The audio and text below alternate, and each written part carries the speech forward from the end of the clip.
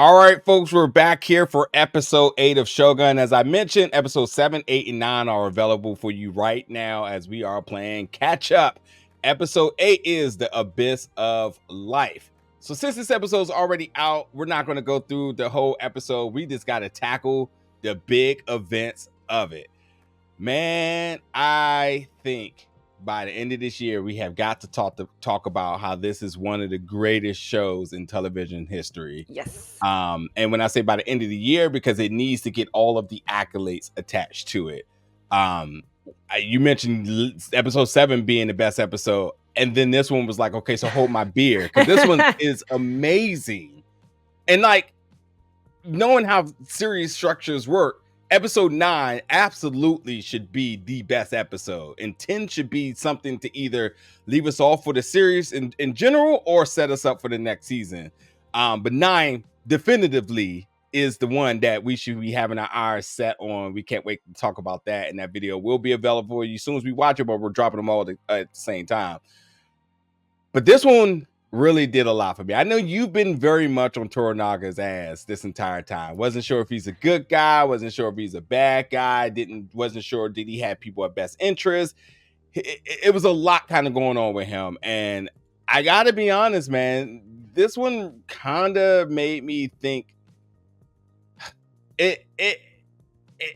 it's great storytelling, it's great writing, but Hiromatsu's death, man, it's just, I don't know, man. It was really hard to process, because I think with all the dialogue and how righteous people feel in their doings, and especially in the sense of everybody trying to call each other's bluff, understanding how much about their story from the previous episode and getting to this point that, like, this is a person who has questioned their best friend, we'll kind of just call it what it is, and his willingness to just give up.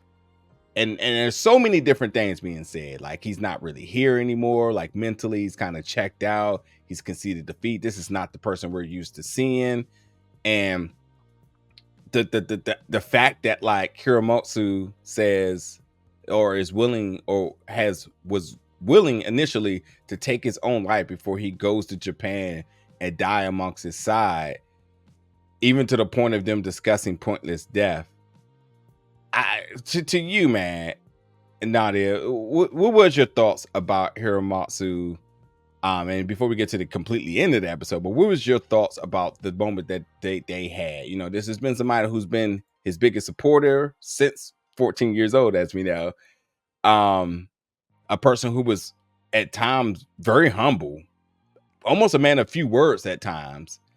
It kind of makes you understand why he's Bontoro's dad too, because you see he got that fiery side of him when he needs, you know. But for him to do such a thing, what was just the emotions going through your mind, and what was just your thoughts ultimately of this event right here?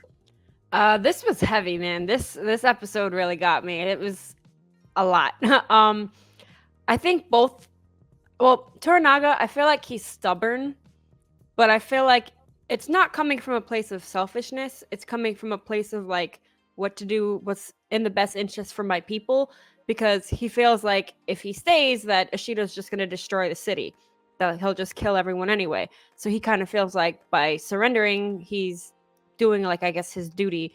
But Hiramatsu is basically like, if you don't change your mind, he said commit seppuku. I'm guessing that was kind of like the scene where he stabbed himself. I'm not sure, but where he stabbed himself and then had his head chopped to, like, complete the, I'll call it ritual. But yeah, I feel like he's just kind of calling Toranaga out, like, this is a pointless death, you're gonna die in vain, and I do not agree with this, so I have to say my piece. And then he's like, Buntaro, second me, and I was like, oh my god. It was a lot this episode. Yeah, Buntaro is truly the definition of a samurai, because with everything he's going through emotionally with Lady Mariko, you know, him having to take his father's head, I think in American culture we look at this as something sad, but maybe this is a sense of honor for him to have to be as his second and to fulfill that that duty. But let's just call it what it is in humanity, man. That's just tough that all of this is happening because it appears that Toranaga has given up. And as he says, he'd rather protect all of Japan than just this clan. And no one is convinced. This is why we see so much frustrations going on in this room, from Omi looking like, yo, what? And Yabusaki, who has, his own mission and in the sense of having to get back to Osaka and, submit everybody's names and also, turn in all of the weaponry. There's a lot that's going on. There's tears in everybody's eyes in a way that we haven't really seen. Like, these are very prideful men that has seen many deaths, but words here are bringing them to tears. That their fearless leader has almost appears as a shell, has just given up and have let Oshido win. And there's been other conversations which we'll talk about in this episode as well too. But yeah, this was a very, very, very heavy scene. Hiromatsu has always been a character in the background that you just respected. Again, we learned so much more about him in the previous episode. And with him formerly as a general, now as a second in command to Toranaga, who was once the first, who had Toranaga as a second, and just kind of seeing him in a way lead. And I almost think he can almost look at him not only as his best friend, but also, as his protege. It's like, I for everything I've done and showed you, this is how you want to go out. There's a lot. There's a lot of dynamics in this room. And I also think too that Omi kind of looks at Toranaga as like, one day that's going to be me. I don't think he looks at his father in that sense, or excuse me, his uncle. And Yabashaki, I keep calling his father, because they obviously have that connection, but Yabashaki is not a guy that is around with pride. He hears how he talks, he hears the humor that he tries to pull out in times, when you talk about Nagakoto's death and he was talking about, put this in my book, and Omi was looking like, really? Like, there's so much to really grasp in this 5-10 minute scene that just had so much emotions that ultimately led to Hiromatsu letting him know that this is not who you are, and for that I'm not going to Japan with you. And you could talk about defiance, you could talk about not following orders, but he put his foot down and says, no, I won't be going there to be giving up and not going without a fight. So you could do what you want to do, but this is how I'm going out on my own terms. So in a sense, it's sad, but it's prideful, and it does check the box off. And him killing himself, looking Toranaga in the eyes, God, man, I was like, pause the screen, pause it, Shogun. You're doing some good things here. For you, what was your next biggest thing of this episode? I went like 3 in a row last time, so we'll go right to you on this one. I feel like so much happened. Oh man, I don't even know where to start. All right, for one other thing that really stuck out was the whole situation with John finally getting to his men. This whole season, he's been trying to find his men, and he gets there and he has one interaction where he beats the living shit out of this piece of shit. And it's just like, wait a second. I think he revealed he only had 6 men alive, and are any of them going to be on his side? Because this guy was basically blaming John for everything. He was saying it's his fault that they're in Japan and this whole situation. So I'm like, whoa, what's going through John's head right now? Like, is he completely alone? Like, it was like, whoa, I don't know what's going to happen with the rest of his men. It's like I said, it's crazy. Like, this whole season, he's been waiting for them for that interaction to happen. It's kind of like, fuck. Yeah. Even as the viewers, we were waiting to see what happens when you get back to the men. And there had been, as I think it was a Vito that had said, Father Vito had said, like, will they accept you? With your whole new aesthetic here, Yep. Yeah, and I feel them, because these people didn't have it so easy, and they just said Edo, and they're just, where they wanted to get back, and obviously they had a mission. And only to find out that they questioned John's intentions, as if this was all some sort of self-driven voyage that they were just a part of, where they should have been out of this. And yet it seems to be by means of whatever John had up his sleeve. But again, John wasn't trying to hear that. John was like, it's only 6 of us. They're barely hanging on. Okay, cool. I don't quite think John had enough time to process it, but I think them punches had enough to say on each one, where his whole motivation was to get back to his men, and his men wasn't willing to accept him. So I think he was like, all right, cool. Well, if that's not that, then so be it. But we see where his emotions has always really driven him to. And I think with Lady Mariko, I think that's his new sworn purpose. And we'll kind of see how that comes into play. Back to you, because again, I did like 3 in a row last time. What was another event of this episode worth talking about? Oh, and I should mention, while we did speculate last episode, we said it was Nagakoto's death. Yeah. In fact, truly a death or injury or whatever it may be, he is truly dead. And I would have never thought. I mean, this is just crazy writing. I would have never thought that his death could be beneficial to the survival of Toranaga's clan, where now they get 49 days to mourn before they have to be delivered to Osaka. But yeah, for you, headed as they are voyaging back to Edo, what would be your next big thing of this episode we should discuss? Yeah, I was gonna get in that. I guess starting that off, Omi speaks up when he's in the room with all of the older gentlemen, and they're all basically talking crap and making jokes, and it's like, whoa, like are you serious right now? And he's basically like, his life was given up in the name of his lord. Like, he fought for his lord. He's the only one of us that actually was courageous enough to do something. Yes, he was reckless, but he's the only one who stood up and fought for his father. So I thought, I was happy to see that, like, he stuck up for his friend, because most scenes they are together, like him and Omi. So I was happy to see him stick up for his friend. And then this later brings it back to Toranaga, where he visits the grave and he's thanking his son. And this made me really happy watching this, because I felt like finally, like, we see him like show some kind of like feelings, gratitude, yeah, like, yeah, something. And like that he thanked his son, like, like you mentioned, like that he earned him some time, and he's like, I will not waste your death, I will not waste Hiramatsu's death, like I will honor the both of you.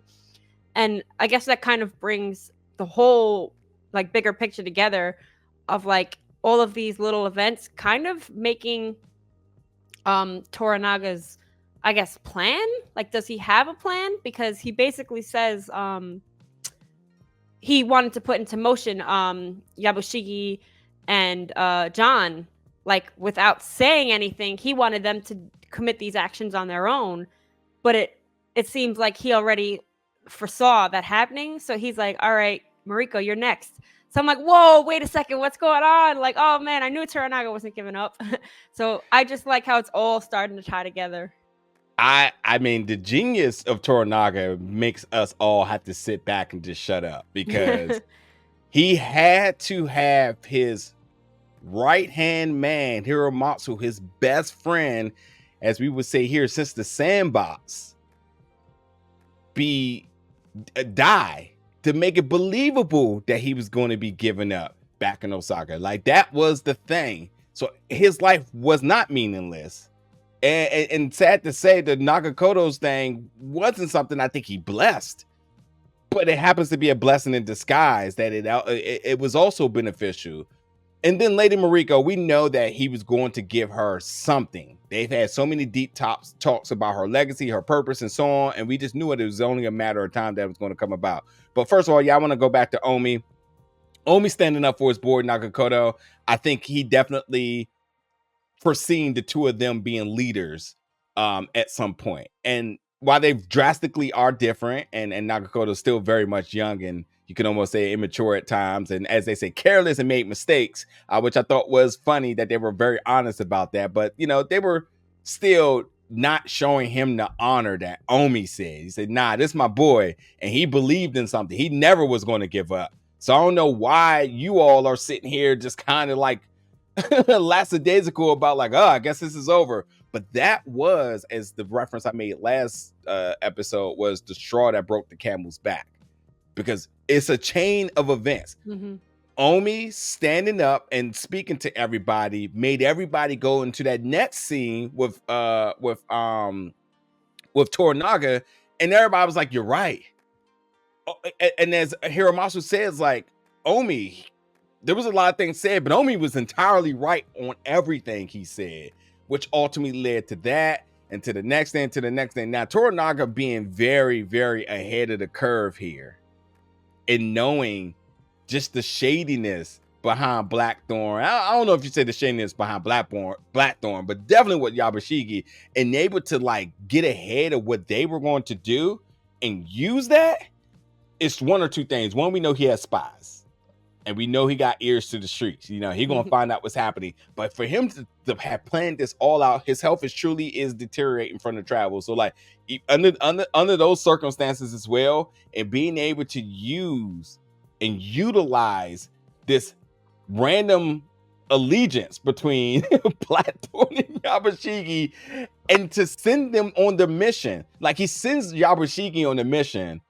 Blackthorn, he knows was going to go because everybody's basically trying to get their way out, and he uses this to his advantage. It's like, I don't know, man. It's next class genius, and it's a team up we wouldn't expect at all. And so for somebody to be able to foreshadow all of that and get it all together, it's just wildness. Where do we go next here? Next here. I don't know. I guess maybe the priest business. There was a lot more of the priests starting to come in. Yeah, go for it. Let's start right there. So this scene was a little confusing. But I think later we kind of see Toranaga always has like a plan set in motion or somehow. But when the priest arrives to, I guess, deliver like information to Toranaga, Toranaga's basically like, I already know all this information. But the priest reveals, the priest is like, but I'm here. I'm not here on behalf of the church. I'm here on behalf of myself. So I'm wondering if that started to open up a little trust with the priest. But I think Toranaga is funny because he'll fulfill promises, but like he promised him the land of the church next to the consorts. So when the priest gets there and he's like, "Oh yes, this is our land. Who are those hookers?" Like that had me dying. I was like, "Oh man, Toranaga's funny." Yeah, no, entirely right. And as we mentioned that, like we do have Jin, and Jin is envisioning everything, and Kiko is there, and Omi's there. Omi with honestly a very sad statement there, but Kiko, man, I swear Kiko's like light years ahead of like her like her vision of things here, because you know Omi's question like, I don't even know what I'm fighting for there, and Kiko gives him the words of basically saying you need to revisit that statement. And you need to kind of expand your horizons on things. And I think it follows pretty much on her same vision of the land and the future of Edo at that point. I'm rooting for Omi to survive all of this. Just FYI. After all the characters we lost, like that's the one I need to like to make it out. So there's two more scenes for me for sure. I think we need to talk about. And one is the Daiyan, who happens to be the wife to Taiko, who has had a stroke. I gotta say that I think I was kind of like, I wasn't sure that strokes were like diagnosed then. So when they said that she had a stroke, I was like, oh, I didn't know that people knew what a stroke was then. As we still kind of trying to figure stuff out like that right now in life. You know what I mean? But her being gone is really shifting a lot on Ochiba, because she gives some important some important messages to Ochiba, such as the release of the hostages, which is basically everybody. So everybody's hostage at the thing. But I also think it's an understanding that Ochiba, who doesn't really understand what power, if any, that she has besides just protecting and adhere to the throne, I think that and almost in a dying declaration here, she's just saying like, she always knew it was going to be her, seeing her, and I think this was almost her, almost like conferring or transferring like purpose to her, because it's an interesting thing, but I think her death is more purposeful in terms of story with Lady Ochiba. That should have her really come back on more of the morale side, because remember the biggest question in here was, where was her alliance at? Toranaga wants to know, what's the chance that she would align with us, or is she so under the Achido's thumb, who understanding who's truly the enemy here? Is it Japan? Is it Achido? Who is it? Or Osaka, or is it Achiba? And I think now she's getting a lot of push and pull in different directions, that this death may actually be beneficial again for Toranaga, because that declaration of I think the biggest buzzword of everything is hostages, because there's folks who are hostages know they are hostages, but I don't think it's been like verbally expressed that everybody realized like, no, we're all captives here. Achido doesn't want anybody to come or go. What are we going to do to change that? Because he is forcing his rule over everything and everyone, even to the point that her stroke doesn't just, shall I say, it seems very coincidental. Is this truly a stroke? I had to rewind because you saw how they showed the T being set. I rewind twice just to make sure that I didn't miss anything, but she had the stroke before she had the T, so it wasn't the T. I had that thought in my mind too. I was like, oh, was she like murdered? But I think it was a stroke. But then think about right after that happens, Ochiba and Oshido, they have this look like, is she coming in to accept his engagement? That's what I was wondering. I'm like, oh my God, I hope she didn't. And I think she did. I really, really, really, really think she did. And it's just crazy that death would be the determining factor for Ochiba to then take the engagement. But what would she do with that beyond this is the question. Obviously this is a power move for Oshido, but what could this do for Ochiba and for everything that the Diane possibly need her to do in terms of that dying declaration of basically, and yeah, it's opposite of her advice. Exactly, unless it's like a trick or something that she's like brewing up. But I think that's what I want to know too, like if more is going to be revealed of her hatred for Toranaga, because it still seems like unclear why, like even on Toranaga's side, they're like, I don't know why she hates me so much. Like, yeah, I mean it's interesting because I think a lot of her hatred. I mean, they obviously showed in the previous episode, but I think it does have to do with a lot with the hostage thing about like people being left there to survive for themselves, and what does that look like? And could this be all a move in terms of freeing the hostage that could ultimately for her to see good in Toranaga, if Toranaga is able to help get the everybody's freed, and if that vision is aligned with the Diane's whole will to get everybody free, could there be something in all of this that could turn her into the positive light of Toranaga, which would then make them allies, which would then make essentially Ashido powerless once everybody is able to see? Because I think everybody that's in the whole council of regents realize that like they're just pawns. No one has any power but him. But could it be Lady Ochiba could she be the one that could really turn the shift in power back to Toranaga? So we will see. Is there anything else in this episode? There was a lot. We just want to talk about some of the big things, but go for it. I was gonna say Buntaro actually seems to have had a lot of growth in these last couple episodes. He thinks they're gonna die in Osaka. He questions Mariko if she's still under the Yanjin spell. He makes her tea. He's trying to play the husband role. I'm like, you're too late, bro. But now he's trying to play the husband role. And he's like, oh, I want to go to death with you. Like, we'll enter oblivion as husband and wife. And she's like, you fail to understand, like, you're not denying me death, you denied me a life, like, without you. So he cries. I was like, wow, like he cried. Like, I think this was Yeah. the first time we really saw like a softer side of Buntaro, and I think he's kind of finally realizing that he was like a piece of shit. And yeah, I think he had a lot of growth with this, and then also the later events in the episode that we already talked about where he has to behead his own father.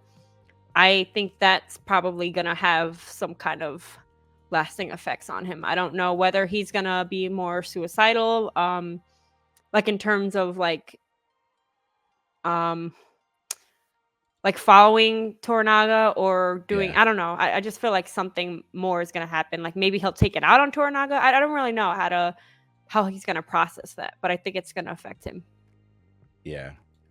Yeah, and yeah, you touched on a good point.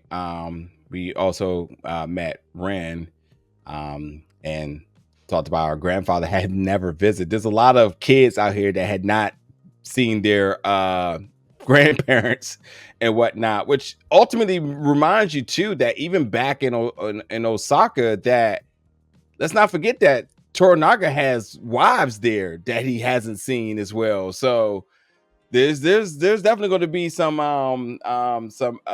very untimely catching ups of the family under very bad circumstances. But yeah, to talk about Montoro too, like yeah, it is the first time you get to see him with some very raw emotion, and Marika also letting some out herself, saying like, I'd rather a thousand years of life without instead of following you to death. And I know that sounds like yeah, of course I'd rather live longer, but Mariko's always said that life and death both serves purpose. So she's basically said, I'd rather live this with no purpose than to follow you in death as if it has purpose. So some deep cut words there. My man didn't know how to act. So even then, like later she has a conversation with Toranaga like about her poetry, and I was like, God damn, the writing on this show is immaculate. Like, yeah, it was beautiful. Yeah. Toranaga didn't go to his son's funeral because of his because of his sickness, and people kind of looked at that as a measure of him just kind of giving up and whatever. But it was all genius because, as you mentioned at the very end, he wakes up with like some conviction. He's just like, yeah, I'm ready. And he goes and see the burn site, the ashes, and makes a moment, as you said, giving thanks and gratitude to his son for his actions, as he's earned him some time, and Hiromatsu's too. And he says he's not going to waste it. So we are seeing my man Toranaga ready to boot up and make something happen, which I'm super, super excited for. I'm just thinking now. So we do know that Lady Mariko will be going with Yabushigi and Blackthorn, accompanying them to Osaka. Lady Chiba and Ashido looks like they may be engaged. The Diane has died, which happens to be the Taiko's. One of the Taiko's wife was only basically leaves Lady Achiba left for that, and the here is still there as well too. But I think it's important because Ashido, as he tries to talk honorably about the Taiko, he doesn't care, which to me tells me he doesn't care about Achiba too. So this is nothing but a power move here, so that he can be the sole ruler of Osaka, and then ultimately Japan, which we got to see, especially with the church still kind of involved with things. See what happens with that. But is there anything else in this episode? Anything else? Got a bunch of people not really convinced that Toranaga has given up, but they were right. Everything was completely right. Which also, I guess we should say too that like Lady Mariko, like, do you think that like what goes through your mind when you realize that, or you think was going through her mind and your mind when you realize like, oh shoot, they were right, and not only just that, but Hiromatsu was right.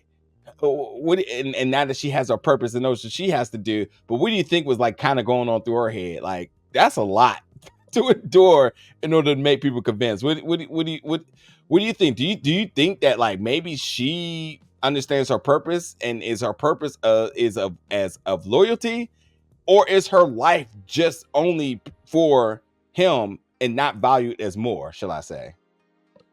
I think Toranaga revealing, well, basically stating that Hiramatsu fulfilled his duty and like made it believable.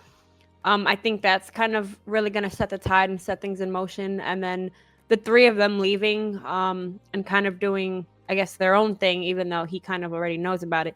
But I don't know. I think that's going to just really set the stage for whatever is going to happen next. And in terms of Mariko, I think maybe now, I think she kind of, I don't even know how to word it, but like being that she had that conversation with her husband, I think she feels some sort of relief, like a weight lifted off her shoulders. And now that she's able to like sail with John, I think she's able to fulfill her duty, but now she feels a little more free. I don't know. That's, I don't know, kind of how I'm thinking it. I think she's gonna have to determine if she's just here in terms of her loyalty for Toranaga, or will her life have more. And it'd be interesting to see how Blackthorn kind of sees this out, as he doesn't know the mission, but he thinks it's kind of odd that she's there all of a sudden, you know. Another thing I think really quickly too is when you talked about the conversation between Toranaga and everybody, and that's will Chiba ever agree to be in an alliance. I think it's also important to understand that it was very much said that Oshido does not like to hear like Toranaga does, and could that be a determining factor for Ochiba's alliance when he sees if she's able to understand just Toranaga's view for him. And Lady Ochiba and Mariko have not seen each other in years. What does that mean once they finally do, as she is headed to Osaka? So there's so much to get ready and prepare for episode 9. So unless you have anything, I'm ready to stick a fork in it and get ready for that one. Yeah. Then I'll do it. Then y'all let us know what y'all thought about episode 8. Y'all big moments, shocking factors, plot developments, predictions, all that other good stuff. And step over to episode 9 recap review. That's available for you right now as we prepare for the finale in just a few days. We'll be there to talk about that as well too. So thank you so much for watching this one, and see y'all very soon.